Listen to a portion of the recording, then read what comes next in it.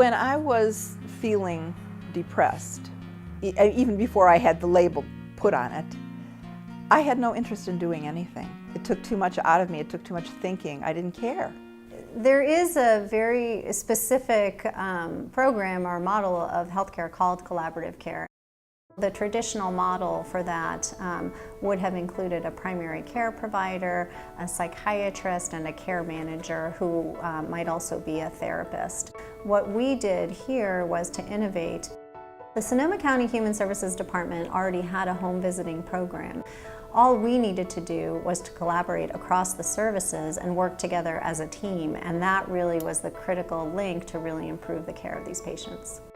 We really learned how prevalent depression is with older adults and how it really impacts their ability to complete activities of daily living, how it makes them more vulnerable to elder abuse, and it really decreases their quality of life and increases their utilization of health care. And so when we saw this opportunity to partner with a health center, we really knew that it was the right thing to do it.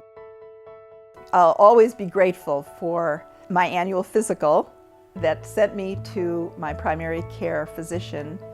As part of the physical, my physician asked me a couple of conversational questions, like, how are you sleeping? And before I knew it, she was saying, do you feel like you're depressed?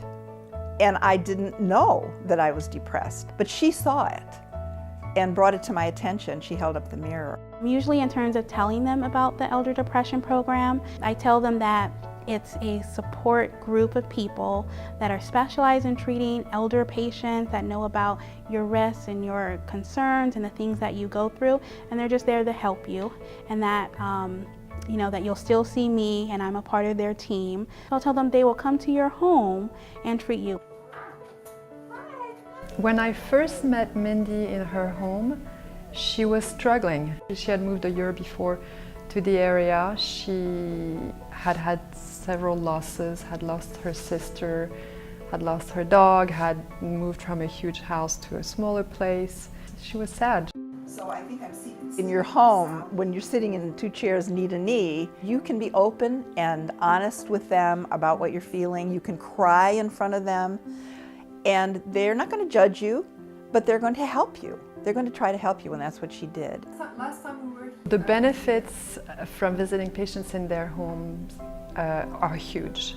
So seeing them in their home, seeing them how they interact with their family, it brings a whole dimension that the medical team never sees. It's quite amazing to have another set of eyes and ears in the patient's own conditions outside of the clinic. Hey Ken, ready to review our caseload? In the weekly consultation that the psychiatrist has with the care managers, it's a great opportunity for a subset of the entire team to meet, review cases, look at treatment planning, and think about the medication piece specifically. They can come to me and I'll do the actual assessment, and then the care managers then bring that information to the multidisciplinary team meetings that we have on a weekly basis, so that they're very, very well informed. It's a huge relief not to be carrying a patient alone. I think the importance of community partnership really can't be overstated. So health centers are never really going to have the ability to offer every single service to our patients without having those collaborations. They're really critical for community health. We see that the older adult has continuing need. They have continuing resource needs around finances, around legal issues, around housing issues that are connected to the depression. And even when the depression is being lifted a bit with symptoms, those very practical needs still exist for resources. I'm doing so well. I'm so happy. Every day I wake up happy. I'm not lonely, I'm not sad, I'm not depressed.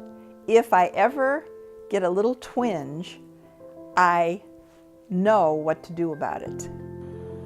As cheery as you think I am, I have been very depressed, and I thank this program for getting me through. And this is what I tell my friends when I see that they're suffering. There's help out there, but don't feel that you can't do it because of some silly stigma, because there is help out there for you, for all of us.